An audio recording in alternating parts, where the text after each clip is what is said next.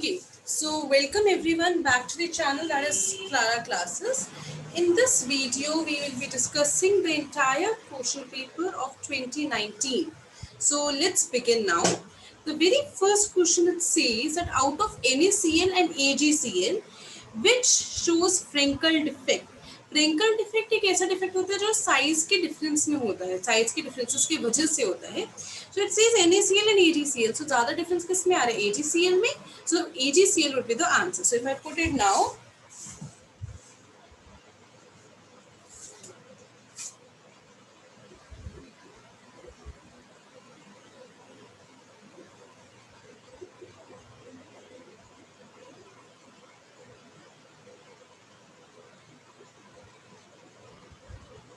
question 2. Arrange the following in increasing order of the boiling points. So it says that you have trimethylamine, then you have ethanol and then you have ethanamine. So you know first of all कि ethanol वाले में होगा क्योंकि वहाँ पे H bond नहीं है. ethanol के बाद ethanamine and then trimethylamine क्योंकि वहाँ पे H bonds नहीं बन सकते हैं. So your order would be ethanol, that is C2H5OH का सबसे ज्यादा, फिर C2H5NH2,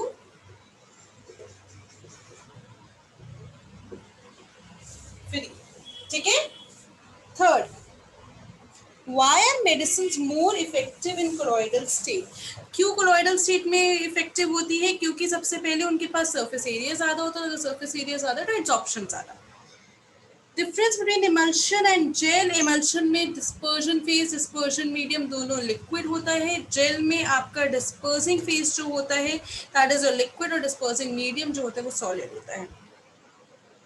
Define ambiguous nucleophile with example. ambiguous nucleophile वो nucleophiles होते हैं जिसके पास दो nucleophilic centers होते हैं, वो दो जगह से अटैक कर सकते हैं. Next, what is structural difference between glucose and fructose? Glucose में आपका जो functional group होता है that is aldehyde, और fructose में आपका जो होता है that is ketone. Next, what are the products obtained after hydrolysis of lactose? So you may give the answer glucose and galactose. Next, what happens?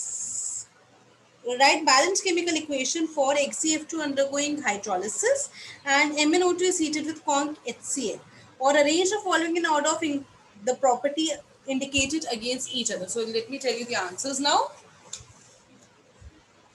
सबसे पहले वो पूछ रहा है HCF2 को हाइड्रोलाइज करोगे तो कहने का मतलब है क्वेश्चन 6 का फर्स्ट पार्ट का, make sure that you write down the balance equations. Okay, तो आपको जेनॉल मिल जाएगा, आपको HF मिल जाएगा और आपको O2 मिल जाएगा.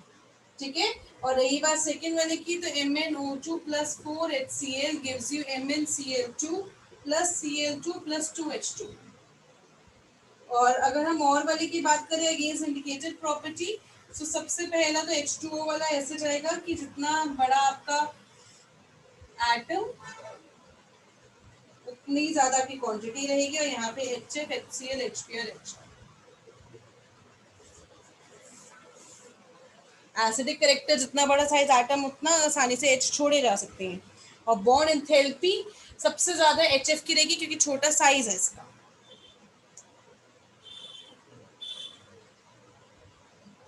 Moving on to the next one now. It says that state Raoult's law for a solution containing volatile components. For a solution containing volatile component, जो vapor pressure होगा वो directly proportional होगा mole fraction के.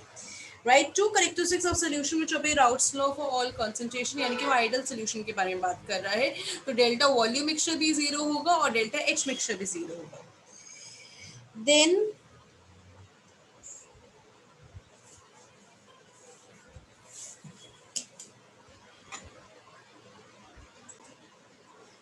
okay, so coming on to the solution of now, जो आपको data दे रखा है, आपको हाइड्रोजन पेरोक्साइड का, राइट. सो हाइड्रोजन पेरोक्साइड को जब आयोडाइड के साथ रिएक्ट करवाया गया तो आपको मिला वाटर प्लस O2 माइनस, और आपको प्रपोज मैकेनिज्म दिए. जब पहला एक स्टेप स्लो हो और दूसरा फास्ट हो, तो इसके लिए सबसे पहले कह रहे हैं रेट लॉ लिखो. तो रेट लॉ का मतलब कि वो पहले वाले स्टेप पे डिपेंड करेगा, दूसरे वाले पे डिपेंड नहीं करेगा. तो कहने का मतलब है कि आपके पास जो क्वेश्चन 8 होगा,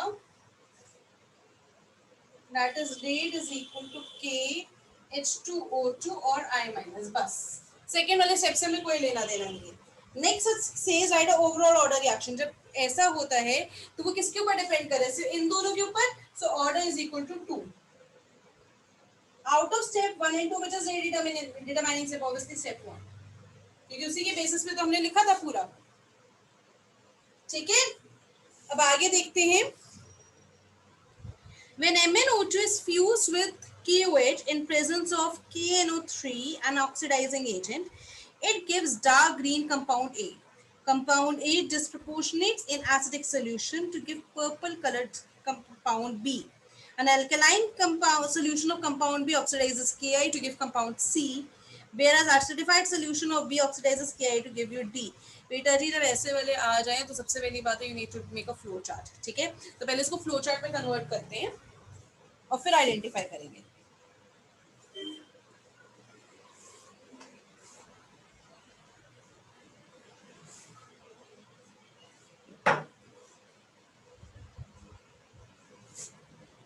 When MnO2 is fused with KOH in presence of KNO3, which is oxidizing agent, it gives dark green colored compound A. इसको फ्लो चार्ट में करो. Compound A disproportionates in acidic solution to give purple compound B. An alkaline solution of compound B, B का alkaline solution oxidizes Ki to compound C, whereas an acidified solution of compound B oxidizes Ki to give D. Identify A, B, C and D.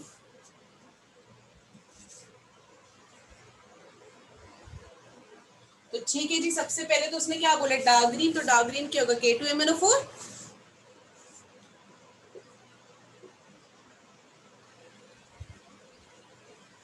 ठीक है, अब आगे पूछ रहा है आपके पास B purple colour है तो उसका तो कोई सोचना भी नहीं, that is KMnO4.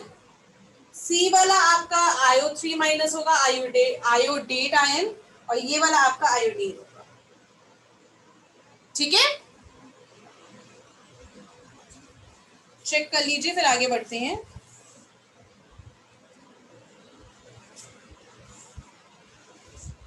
Question number 10. Write IUPAC name of the complex this. Draw structure of geometrical isomers of this.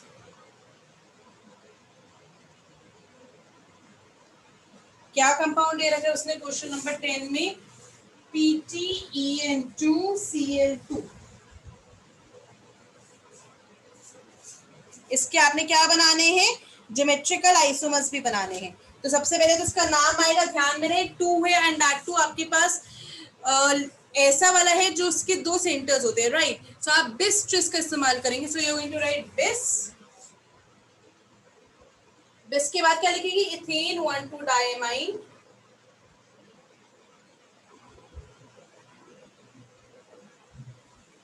डाइक्लोराइडो.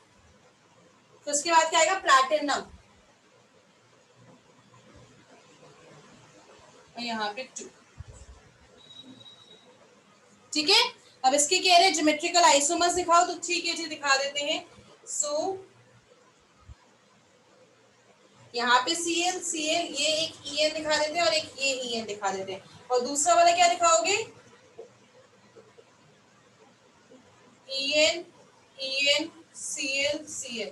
तो यहाँ पे क्या आएगा, ट्रांस आ जाएगा, ये आमने सामने हो गया और ये वाला सिस हो गया. ठीक है, मूविंग अहेड. अब इसका और वाला पार्ट देख लेते हैं. आपको आयुपैक नेम दे रखा है उसने. IUPAC name of the following compounds are given, you just need to give the formula. Okay, so for that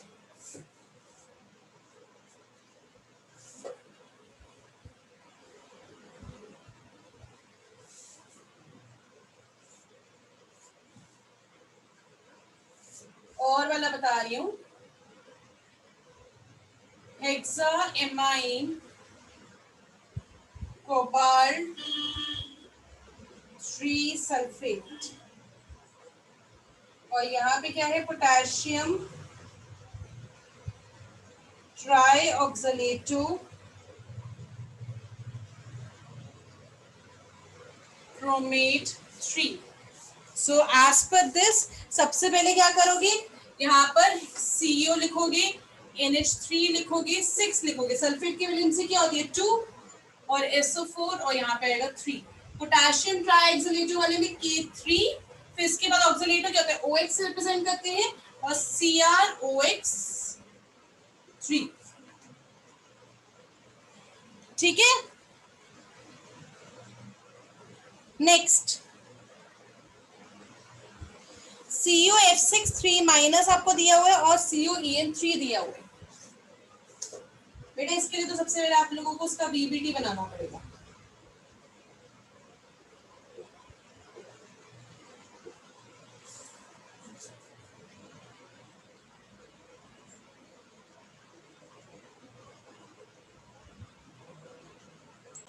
अब देख लेते इसने क्या क्या चीजें पूछी है। सबसे पूछ रहा है पहले कि पैरामैग्नेटिक कौन है, then it is asking most stable, inner orbital complex और हाई स्पिन कॉम्प्लेक्स। करने का तरीका बेटा इसका ये होगा कि देखो वैसे तो है ये सिर्फ 2 marker, so you should have an idea regarding VBT, और वीबीटी से ही सबसे पहले आपको बनाना पड़ेगा, इसका कोई शॉर्टकट नहीं है as such. So what are you going to do, इसकी पहले तो आप उसका इलेक्ट्रॉनिक कॉन्फ़िगरेशन लिखना, फिर CO3+ का लिखोगे, फिर उसमें हाइब्रिडाइजेशन शो करोगे एंड सो ऑन। सो सबसे पहले पूछ रहा है पैरामैग्नेटिक कौन है, पैरामैग्नेटिक कौन सा बोलेगा, CuF6 3 minus, that is the first one. जितने ज्यादा अनपेयर्ड इलेक्ट्रॉन्स होंगे उतनी ज्यादा स्टेबिलिटी कम होगी, so more stable is the second one.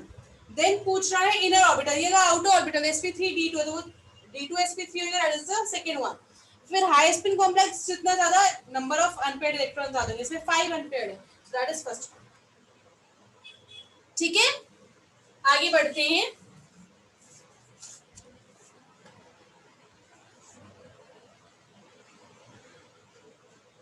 Question number 12,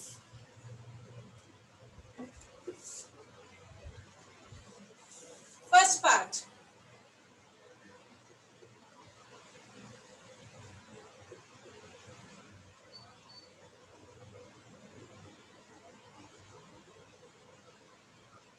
तो पोटेशियम बेंजोएट आ जाएगा यहाँ पर, और जब आप हाइड्रोलाइज करोगे तो बेंजोइक एसिड आ जाएगा।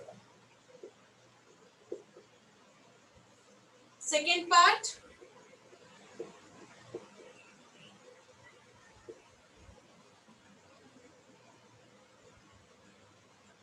CrO3 करोगे तो यहाँ पे क्या आ जाएगा, साइक्लोहेक्सेनॉन। फिर जब आप इसको NH2 NH CuNH2 के साथ करोगे तो ये आपका H2O हट जाएगा। So what are you going to get is double bond NH CuNH2। ठीक है। नेक्स्ट,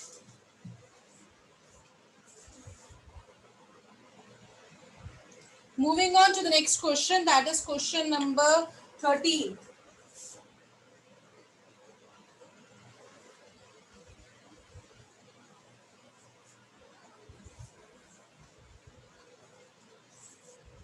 थर्टीन क्वेश्चन कहता है decomposition of ammonia on platinum surface is a zero order reaction. Rate constant दे रखा है K equal to 4 into 10⁻³ molar per second. How long will it take to reduce a concentration from, यानी कि R0 की value 0.1 m है और R की value कितनी है, 0.064 m। ठीक है। सो इसमें आपको ये बात पता है कि जीरो, और हमें क्या निकालना है, टाइम निकालना है इस क्वेश्चन में, that is how long will it take. तो आपको ये बात पता है कि फॉर जीरो ऑर्डर जो टी का फॉर्मूला होता है वो R0 minus R upon K होता है। R0 क्या आ जाएगा, 0.1 माइनस 0.064 अपॉन K की वैल्यू आ जाएगी 4 into 10⁻³ Put the values, get the answer, that is 9 seconds.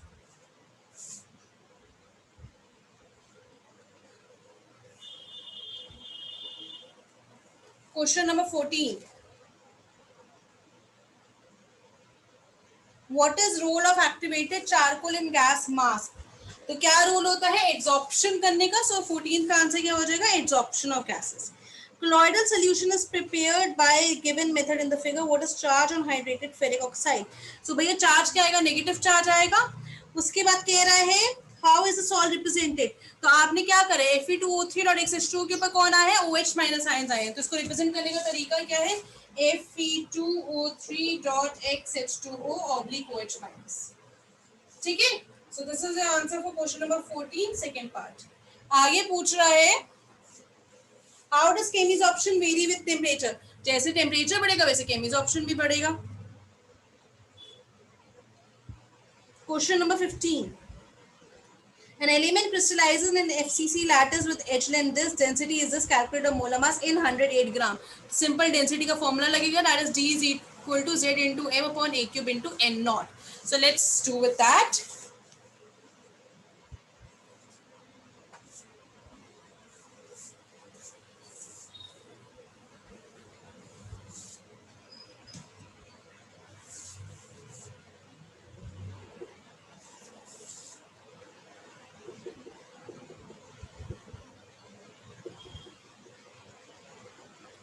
FCC है, सो Z क्या हो जाएगा 4. मोलर मास कितना है, सिल्वर के बारे में बात कर रहे हैं, सो 108. फिर इसके बाद आपको A क्यूब कितना है, ये आपको नहीं दिया हुआ शायद, और N नॉट कितना आ जाएगा 6.022 into 10 की power 23. Let me check once again कि क्या क्या डेटा है. डेंसिटी 10.8 है और एच लेंथ है 300 पिकोमीटर, यानी कि 300 इंटू 10 की पावर -10 का होल क्यूब. ठीक है. और ये जो आपका मोलर मास है ना, ये भी रुक जाओ, वो सीधा मोल कॉन्सेप्ट से निकालना. ठीक है. सो इससे जो आपका x आएगा फिर उसके बाद जो भी आंसर आएगा इसमें मोल कॉन्सेप्ट लगाओगे और आप ये बोलोगे कि x gram is equal to, आपसे क्या पूछेगी कितने नंबर ऑफ एटम्स है, राइट. और ये बात भी कर रहे हैं किसके बारे में, सिल्वर के बारे में. अगर नहीं भी कर रहा तो ठीक है, आप क्या बोलोगे कि उसने क्या पूछा, नंबर ऑफ एटम्स इन 108 ग्राम. यही बोला है ना.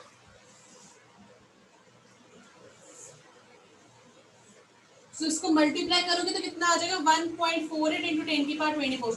ये वाला मास को 108 से डिवाइड करना और इंटू एवोगाड्रो नंबर करना. Moving ahead,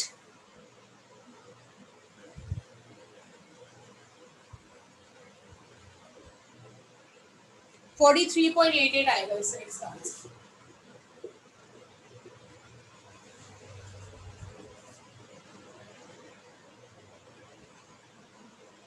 To question number 16 now.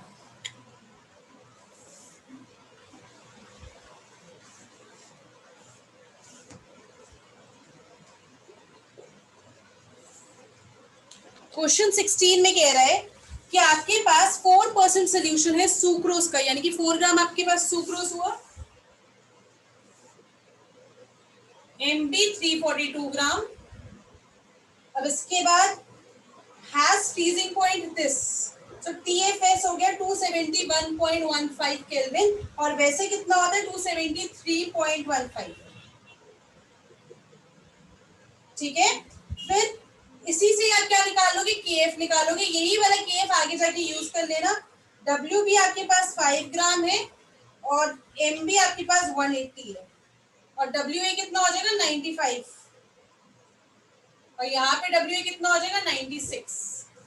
ठीक है. So on putting down the values, पहले वाले का आपको क्या फॉर्मूला यूज करना है, delta TF is equal to KF WB upon MB into 1000 upon WA.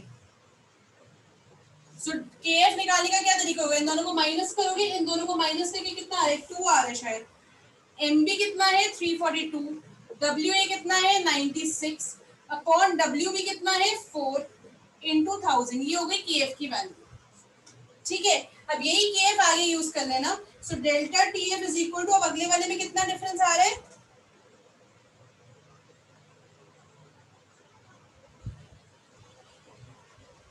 वो निकालना है. सो वो निकालना है. सो KF की जगह तो ये लिख दो 2 इंटू 342 इंटू 96 अपॉन 4 इंटू 1000. फिर WB आएगा, WB कितना आएगा 5 एमपी कितना आएगा, सुक्रोज है, सो 180 into 1000/95।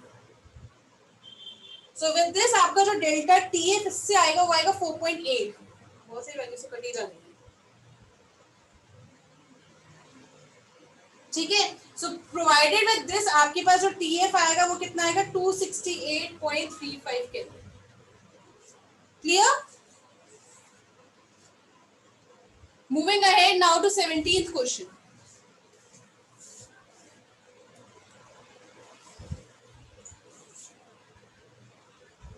Name the method of refining which is used to obtain semiconductor. Semiconductor आना तो जोन रिफाइनिंग आते हैं। Next, used to obtain low boiling metal, तो यानी कि डिस्टिलेशन, बॉइलिंग में distillation. Right, chemical reaction taking place in extraction of copper from copper sulphide, that is copper pyrite. तो ये तो 10th में इक्वेशन पढ़ी है, वही वाली लिखनी है मैं तो।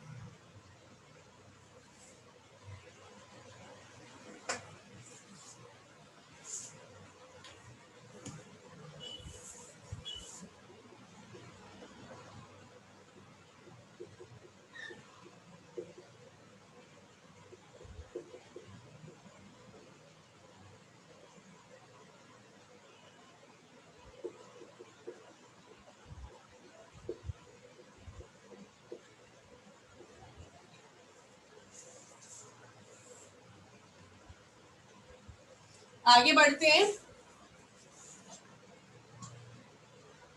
Give reasons. Transition metal element and the compound act as catalyst. क्यों? क्योंकि वेरिएबल ऑक्सीडेशन स्टेट और सरफेस एरिया ज्यादा है। E naught value for manganese is negative whereas copper is positive. क्यों? क्योंकि उसके पास मैंगनीज वाले में हाफ फील्ड होता है और कॉपर वाले में हाफ फील्ड नहीं होता है, ठीक है। वहां पे हाई हाइड्रेशन ऑफ एटोमाइजेशन है, यहाँ पे लो एटोमाइजेशन है।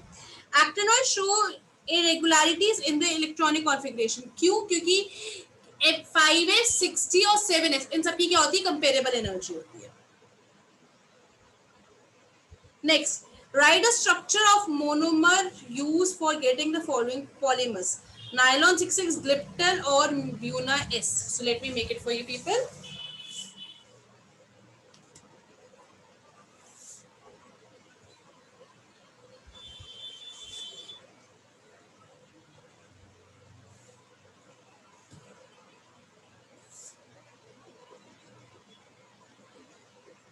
नायलॉन 66 बोल रहा है वो, फिर एक ग्लिप्टल बोल रहा है, ब्यूना एस बोल रहा है।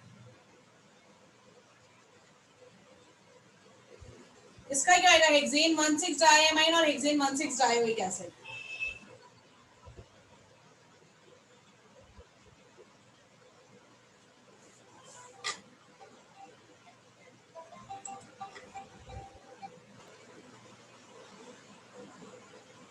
यहाँ पे देखेंगे ग्लिप्टल का,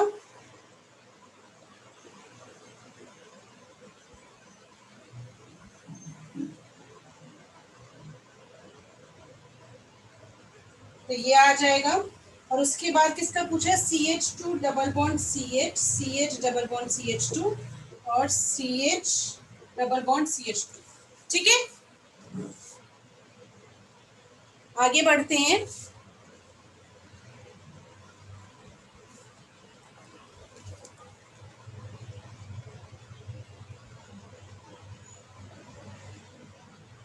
फिर वो पूछ रहे हैं कि ये जो दिया हुआ है वो होमोपॉलीमर है या कोपॉलीमर है, तो ऑब्वियसली होमोपॉलीमर है क्योंकि सिंगल रिपीटिंग यूनिट है आपके पास।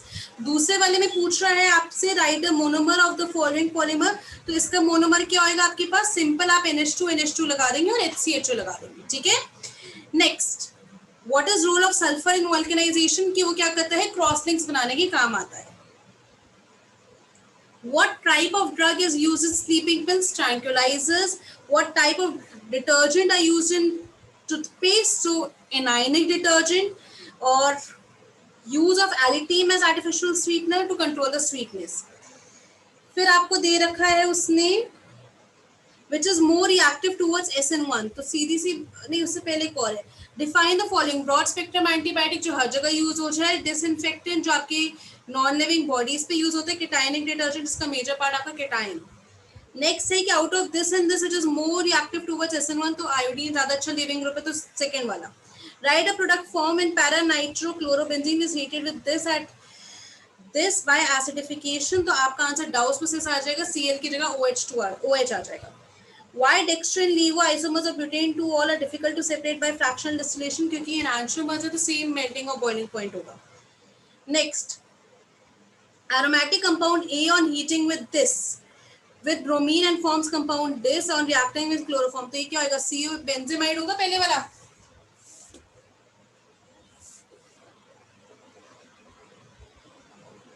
ए बेंजेमाइड होगा, दैट इज बेंजीन के ऊपर CuNH2.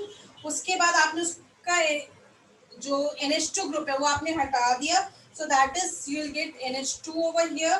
सी पार्ट आपको क्या मिल जाएगा? NC, that is phenyl isocyanide.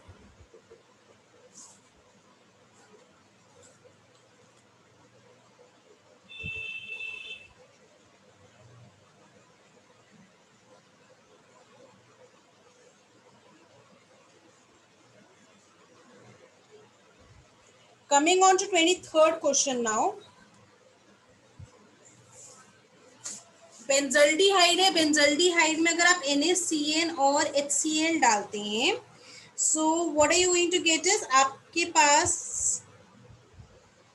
CHO की जगह OHCN आ जाएगा, क्योंकि वो आपकी सिंपल न्यूक्लियोफिलिक एडिशन हो रही है. सो कहने का मतलब है आपको क्या मिल जाएगा?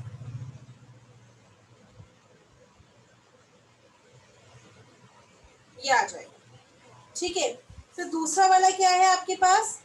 कैडमियम वाला है. सो for that you will gate CH3CO CH2C6H5 plus cadmium chloride. Next वाला क्या है? ब्रोमीन डाल रहे हो, सो यहाँ पर रेड फास्फोरस डालो तो हेल्प H रिएक्शन है, तो CH3CBr CH3 और यहाँ पे क्या आ जाएगा? COH. क्लियर होगी बात? नेक्स्ट,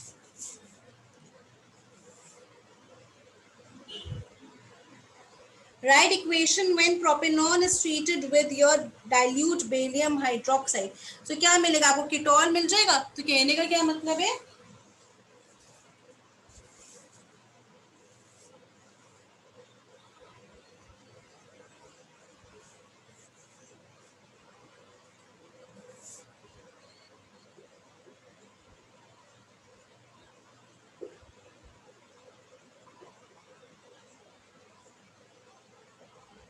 नेक्स्ट पूछ रहा है आपसे, acetophenol is treated with zinc amalgam concentrated HCl. तो ये तो आपका क्लेमेंजन रिडक्शन हो गया, यानी कि CH2CH3 मिल जाएगा.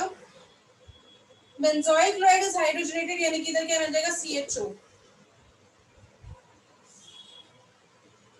Amylose, amylopectin, amylose water soluble, amylopectin water insoluble. Peptide और ग्लाइकोसिडिक, पेप्टिड में CuNH2 होता है और वहां पे ग्लाइकोसिडिक लिंकेज वाले में आपके पास कौन सा होगा? ऑक्साइड लिंकेज होगा मोनोसेक्राइड्स के बीच.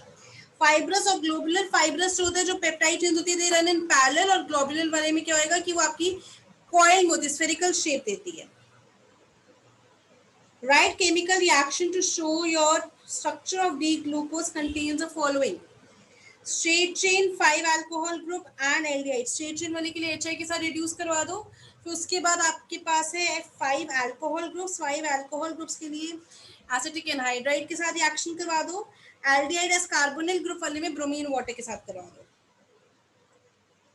Coming on to your section D. Section D वाले में क्या करना है आपको? सबसे पहले E0 दे रखा है, calculate E cell for the reaction. E cell कैसे कैलकुलेट करोगे? E0 cell minus 0.059 upon n log Kc. So आपके रिएक्शन में 2 इलेक्ट्रॉन्स ट्रांसफर हो रहे हैं, सो अपॉन 2 log, और आपने दोनों रिएक्टेंट्स प्रोडक्ट अपॉन रिएक्टेंट लिखोगे. प्रोडक्ट में कौन आ रहा है? Mg2 प्लस, यानी कि 0.001, और रिएक्टेंट में क्या आ जाएगा आपके पास? 0.01. सो ऑन सॉल्विंग दिस आपके पास ई सेल की वैल्यू आ जाएगी जो कि होगी 2.7395. ठीक है. So direction of flow of current जब आप लगा रहे हो तो आपके पास कॉपर टू मैग्नीशियम जाएगा, डायरेक्ट कैथोड टू एनोड.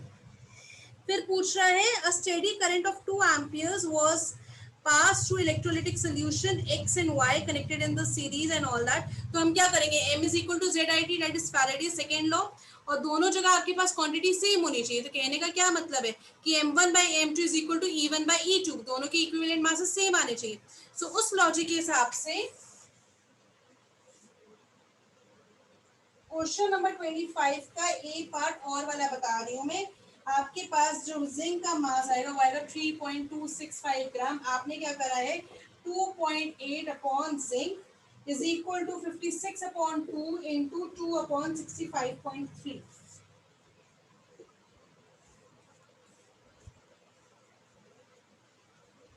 अब आपको ग्राफ दिया और प्रिडिक्ट द नेचर ऑफ ये. अब ए का ग्राफ बिल्कुल सीधा आ रहा है तो वो कौन सी होगी, स्ट्रॉन्ग इलेक्ट्रोलाइट, और बी वाले में क्या आएगा, weak electrolyte. What happens on extrapolation, तो एक्सट्रापोलेशन से क्योंकि वो वीक इलेक्ट्रोलाइट है तो आपको क्या मिलेगा, आपको कुछ भी नहीं मिल सकता बाय एक्सट्रापोलेशन, लेकिन हाँ उस वाले में आपको इंटरसेप्ट मिल जाएगा अगर स्ट्रॉन्ग इलेक्ट्रोलाइट है तो. How do convert phenol to acetone, anisole, तो क्या करोगे आप, उसमें क्या ऐड करोगे, NaOH का देना और फिर CH3I का देना. Next ethanol to propane two ol, तो सबसे पहले इथेनॉल को इथेनॉल में लाओ PCC करके, फिर उसके बाद आप क्या करोगे, CH3MgBr डाल देना. नेक्स्ट कह रहा है write a mechanism of the following, mechanism तो सिंपल, आपने क्या करना है, ये आपकी एसिडिक डिहाइड्रेशन है. Next why phenol undergoes electrophilic substitution more easily than benzene, because of OH and its resonating structures. Next, account for the following. Orthonitrophenol is more steam volatile than paranitrophenol. So इसका answer क्या होगा, because of your intramolecular H bonding present over there. Next, tert butyl chloride on heating with sodium methoxide give this instead of this. क्यों, क्योंकि elimination reaction favor हो जाएगा substitution reaction में because of more of CH3 groups. Give reaction involved in the following. Dimethylamine में CH जो बनते salicylaldehyde. Friedel craft alkylation of phenol में आपके पास CH3 ग्रुप आ जाता है आपके ऑर्थो और पैरा पोजीशन पर. Give simple test to distinguish between ethanol और फिनॉल, आइडोफॉर्म भी कर सकते हो या न्यूट्रल FeCl3 भी कर सकते हो. Next 27. Give reason. Sulphur in vapour state shows paramagnetic behaviour, क्योंकि सल्फर वेपर स्टेट में S2 के फॉर्म में होता है जिसके पास 2 अनपेयर्ड इलेक्ट्रॉन्स होते हैं. नेक्स्ट NN या ग्रेटर इंटर इलेक्ट्रॉनिक रिपल्शन, ये मेन आपका आंसर आएगा. NN bond is weaker then PP bond, electronic repulsion. Ozone is thermodynamically less stable, क्योंकि इसका डेल्टा G के ऊपर आप जाओगे, डेल्टा G इसका जो है पॉजिटिव है. Write the name of gas release when copper is added to dilute HNO3, जब डाइल्यूट HNO3 में आता है तो NO गैस रिलीज होती है और कॉन्क HNO3 में NO2 gas. Right the reaction of disproportionation of H3PO3, तो डिस्प्रोपोर्शनेशन का क्या मतलब होता है कि दोनों एक इंक्रीज होता है और एक डिक्रीज होता है तो H3PO4 प्लस PH3 आ जाएगा. XeF4 स्क्वायर प्लेनर शेप आएगी.